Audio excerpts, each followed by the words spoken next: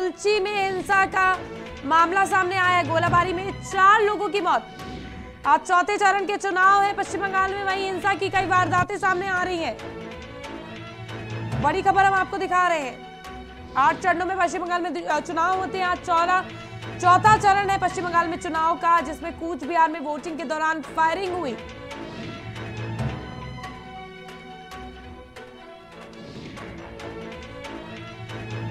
वहीं इस बीच हमारे साथ वरिष्ठ पत्रकार जनार्दन मिश्रा जी हमारे साथ जुड़ चुके हैं। बहुत बहुत स्वागत है सर आपका। जनार्दन जी, मैं आपसे जानना चाहती हूँ, जिस तरह से पश्चिम बंगाल में लगातार हम लोग ने देखा है, 10 साल बीते हैं, उसके बावजूद भी जो हिंसा की लगातार घटनाएं सामने आती हैं और खास तौर पर चुनाव के दौरान, ये बहुत बड़ी चिंता का विषय है। जी, यही हमें इस समय लोकतंत्र में समझना पड़ेगा। जो अनर्गल बयानबाजी होती है, जो नेताओं का एक दूसरे पे आरोप प्रत्यारोप होता है, उसका कितना बुरा असर पड़ता है जनता पर, जो समझ नहीं पाते कि उसके पीछे की धारणा क्या है।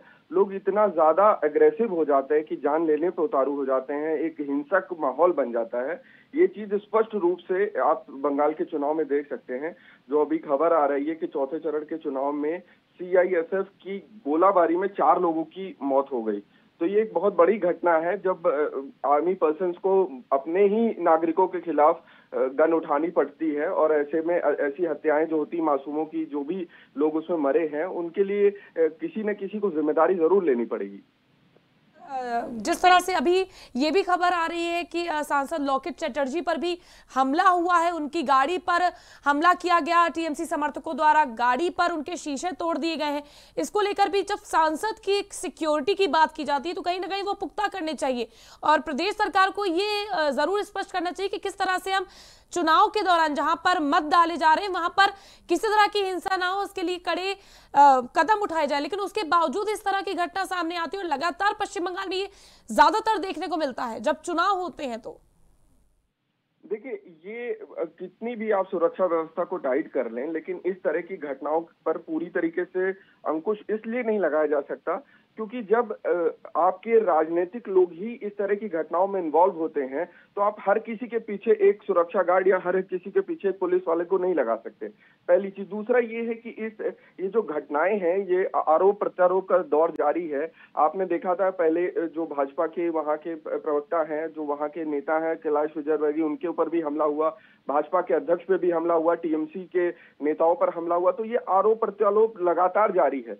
और उसका जो परिणाम कुछ निकल के नहीं आता है। एक बार ये हुआ कि गाड़ी पे हमला हुआ, आज के भी फायरिंग में TMC की तरफ से आरोप हो रहा है कि ये भाजपा ने करवाया है, जबकि भाजपा कह रही कि हमारे ही लोगों को मार दिया गया है। तो ये एक कहीं ना कहीं से मैं कह रहा हूँ कि ये लोकतंत्र की बीमारी की तरह से सामने आ रहा है। इसमें जनता जो नहीं समझ पा रही है, वो परेशान होती है, जान गंवाती है और अपने आप को पूरी तरीके से इस जो चुनावी प्रक्रिया में है वो फंसा हुआ पा रही है। कहीं ना कहीं इस पे जनता ही फंसी, क्योंकि जिस तरह से कोरोना भी चल रहा है वहां पर किस तरह की कोई गाइडलाइन नहीं फॉलो की जा रही है। मत के दौरान भी हम जिस तरह से देख रहे हैं कि कहीं भी पर भी कोरोना को लेकर कोई गाइडलाइंस नहीं दी गई है। वहीं जनार्दन जी, जिस तरह से वीरभूम में भी बम बरामद हुए हैं और पुलिस ने बम बरामद किए हैं बड़ी काफी मात्रा में, तो ये भी एक चिंता का विषय है पश्चिम बंगाल में। लगातार जब से चुनाव की बातें शुरू हुई तब से ये सामने आ रहा है कि बम बनाए जाते हैं, वहां पर इस तरह का कार्य किया जाता है, उसको लेकर भी किसी तरह से क्यों कोई कार्रवाई नहीं की जाती है? देखिए, ये चीजें, ये घटनाएं चुनाव के समय में जहां पर ये इतनी ज्यादा सुरक्षा व्यवस्था नहीं, वहां पर सामने आती रहती हैं। मैं यहाँ पर अपने सुनने वालों को ये जरूर बताना चाहूंगा कि देखिए, जो CRPF है या आर्मी है, वो हथियार उसको उठाना सबसे लास्ट में उसका ऑप्शन रहता है। तो ये घटना कहाँ तक ऊपर आई होगी, कब तक उन्होंने, जैसा बताया जा रहा है, जैसी सूचना मिल रही, जैसे हमारे सूत्र बता रहे हैं कि CRPF की पार्टी पे उन्होंने हमला कर दिया। तो अगर सुरक्षा बल ही अपने को खतरे में पाते हैं और इस तरह से, क्योंकि उनको जो ऑर्डर्स मिलते हैं कि आप शांति व्यवस्था को किसी भी हाल में कायम रखेंगे, और वो जब इस चीज में असफल रहते हैं, अपनी जान पे खतरा पाते हैं, तो कहीं ना कहीं से उनको भी ट्रेन किया गया है कि आपको कैसे उस स्थिति से निपटना है।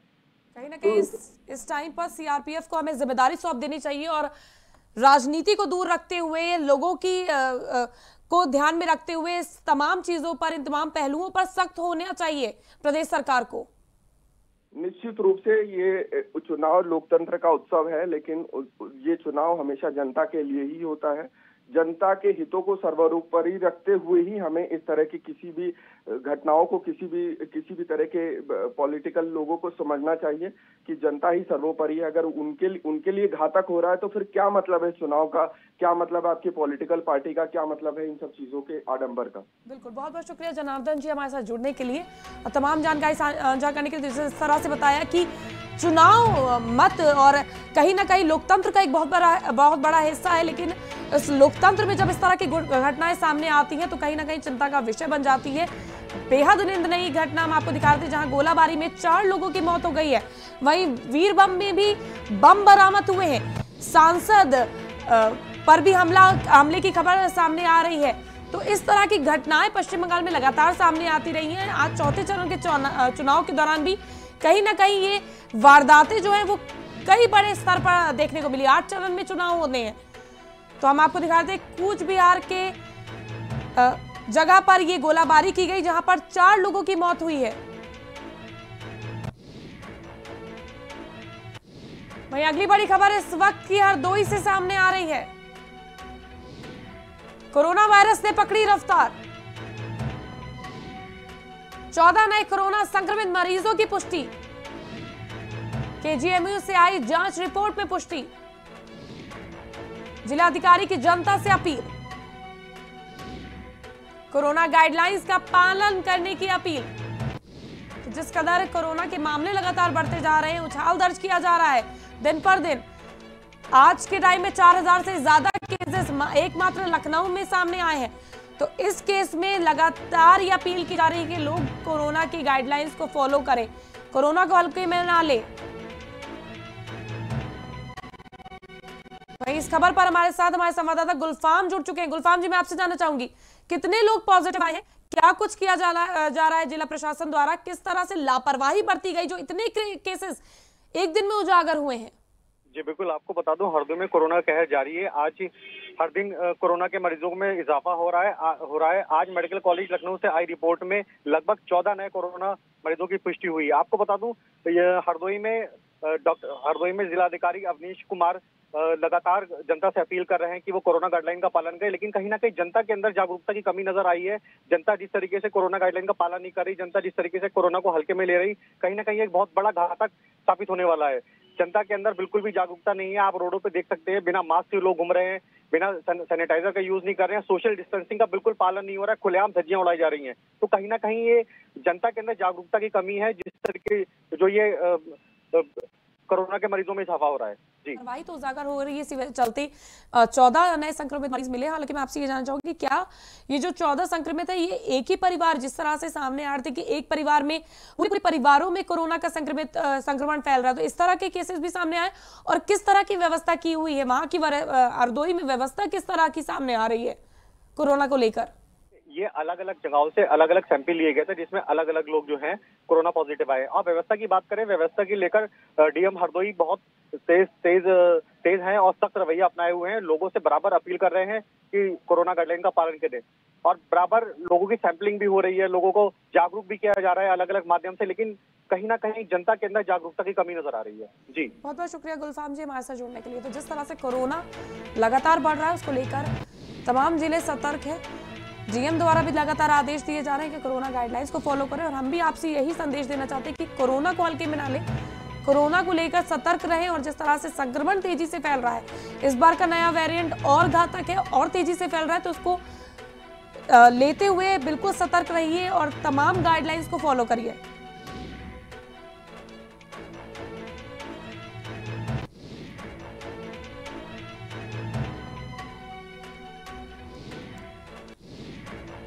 वहीं अगली बड़ी खबर इस वक्त की लखनऊ से सामने आ रही है। सीएम योगी आज नियुक्ति पत्र वितरित करेंगे। डीएसपी पद पर चयनित अभ्यर्थियों को मिलेगा नियुक्ति पत्र। 66 अभ्यर्थियों को नियुक्ति पत्र सौंपेंगे सीएम योगी आदित्यनाथ। 5 बजे लोक भवन में सीएम देंगे नियुक्ति पत्र।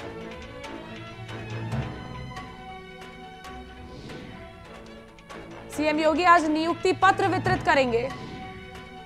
डीएसपी पद पर चयनित अभ्यर्थियों को मिलेगा नियुक्ति पत्र। 66 अभ्यर्थियों को नियुक्ति पत्र सौंपेंगे सीएम योगी आदित्यनाथ।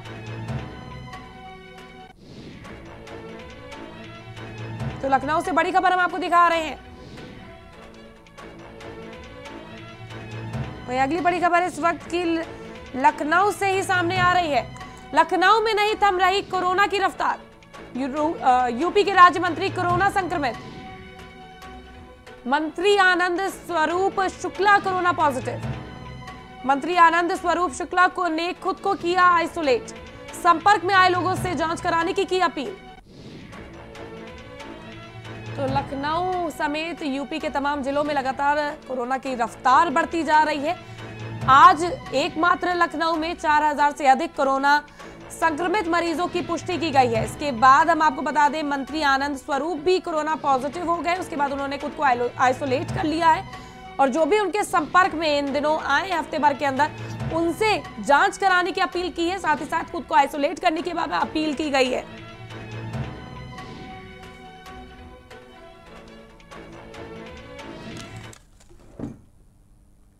तो ब्रेकिंग बैक टू बैक में फिलहाल के लिए बस इतना ही। फिर हाजिर होंगे देश और दुनिया की तमाम खास खबरों के साथ। आप कहीं मत जाइएगा, देखते रहिए प्राइम टीवी।